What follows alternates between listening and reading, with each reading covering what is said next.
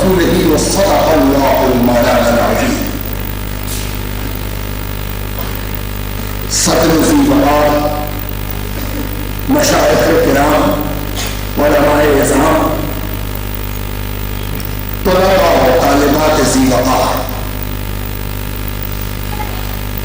سامعین، حاضرین، ناظرین اور خواتین،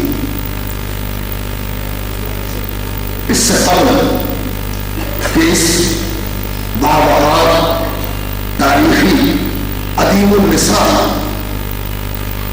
جشن رسول پاک میں کچھ عرض کرنے کی جسارت کروں، آئیے ہمارا مل کر ایک بار ادب اور تعظیم کے ساتھ، بلکہ اخلاص کے ساتھ، بلکہ اگر ہو سکے تو حضوری کے احساس کے ساتھ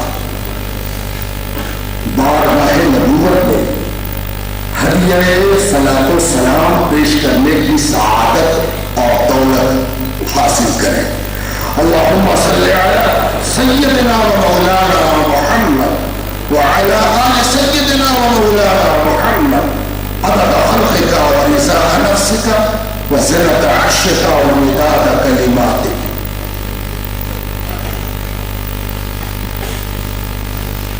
اللہ رب العزت نے مجھے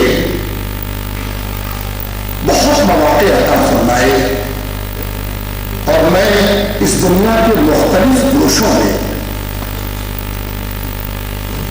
اپنے آقا و مولا کی مدح سرائی کے حوالے سے حاضر ہو چکا ہوں، حاضر ہوتا رہتا ہوں اور اسی امید پر جیتا ہوں کہ ابھی مزید مواقع پروردگار محض اپنے فضل سے مجھے بخشے گا.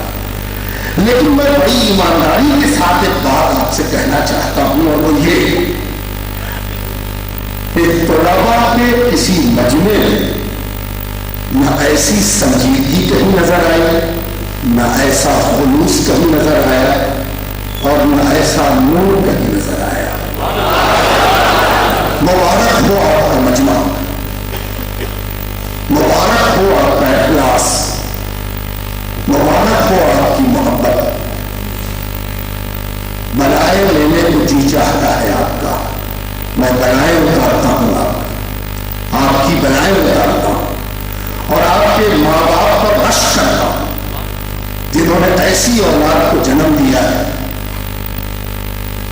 جو رات کے اس انتہائی پہر میں دن بھر پڑھنے کی تھکان اور کل پھر ایک نیا سبق لینے کا امکان اور ان دونوں کے درمیان محبت رسول سے کھلی ہوئی آنکھیں، کھلا ہوا دروازہ دے.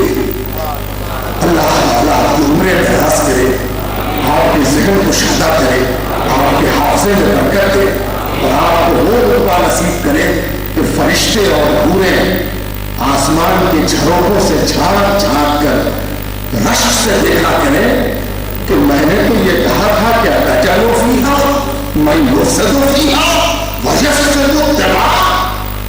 پروردگار تم نے کس کو خلیفہ بنایا ہے؟ اس کی اولاد تو زمین پر فتنہ کرے گی، فساد کرے گی، خون بہائے گی. شاید تعصب میں دیکھنے میں کچھ قصور رہ گیا. یہی اولاد ہے جو دنیا کا بھلا کر رہی ہے، علم پھیلا رہی ہے، محبت رسول کا ترانہ گا رہی ہے، بزرگوں کا نشان قدم تلاش کر رہی ہے اور خوشبو اسلاف سے معطر ہے.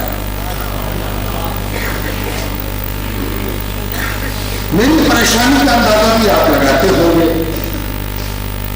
بھلا ایسا مقرر اور شاید آپ نے دیکھا ہے کہ جس سے پہلے خطبہ صدارت ہو جائے، یعنی پیٹھ پر کوئی نہ بچے. جنگ میں چاہے وہ جیسی جنگ، چاہے وہ جیسا مقابلہ، کم سے کم یہ تو اطمینان ہوتا ہے کہ پیٹھ پر کوئی ہے، پشت پر کوئی ہے، پشت پناہ کوئی ہے، پیٹھ پر کسی کا ہاتھ ہے. میرا تو یہ عالم ہے کہ خطبہ صدارت بھی پہلے ہو چکا. تمام معززین، تمام مقررین ہم سے پہلے گزر چکے. ظاہر ہے کہ میری پریشانی آپ پر آیا ہوگی، جانتے ہو اطمینان کیا ہے؟ تو میرے ناقص مطالعے میں ایک روز بھر الٹتے ایک سبق آیا، اور وہ سبب یہ تھا کہ بڑے بزرگ اس دنیا سے رخصت ہوئے تو ان کے رخصتی کے کچھ دنوں کے بعد ان کے ایک لائق فائق مرید نے، شاگرد نے، تلمیذ نے، محبت کرنے والے نے، چاہنے والے نے پاکیزہ خواب دیکھا کہ وہ بزرگ پسینہ پوچھتے ہوئے پیشانی سے چلے آ رہے ہیں۔ چاہنے والے کو درد محسوس ہوا اور اس نے درد کا اظہار یوں کیا کہ حضرت کیا گزری، کیسی گزری، کچھ تو بتائیے۔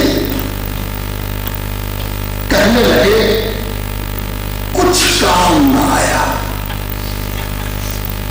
کہا گیا کیا لے کر آئے ہو؟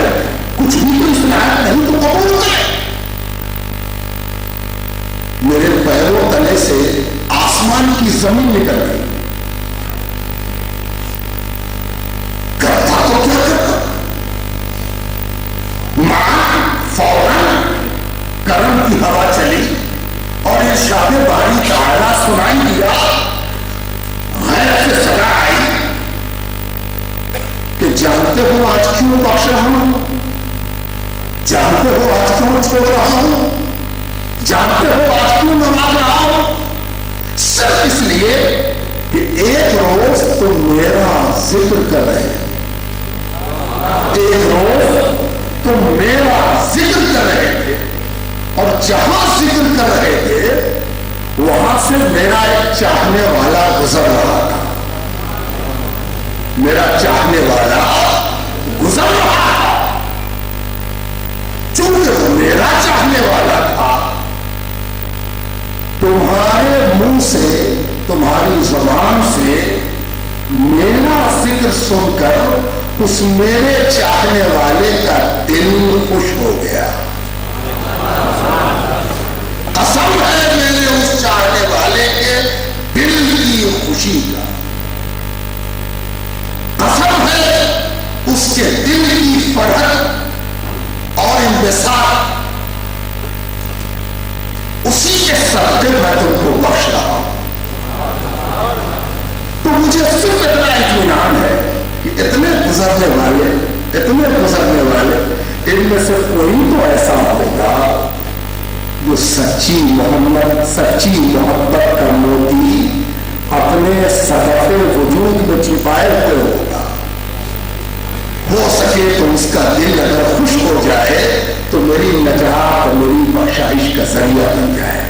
تو بزرگوں، دوستوں اور عزیزوں، ہمارا ایک بڑا متبرک مجلس میں بیٹھے ہیں، بڑی متبرک مجلس،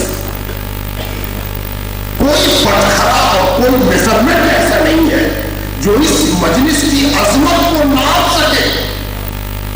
جو ان کی یاد میں ہوئی ہے، چاہے تو ان کی عظمت، جب ان کے چاہنے والوں کی عظمت کو ناپنے میں سارا میٹر پیچھے چھوٹ گیا تو خود ان کی عظمت کا کیا عالم ہوگا۔ بزرگوں، دوستوں اور عزیزوں، زمانہ بڑی تیزی سے بدل رہا ہے، لیکن زمانے تک چلنے سے پہلے آج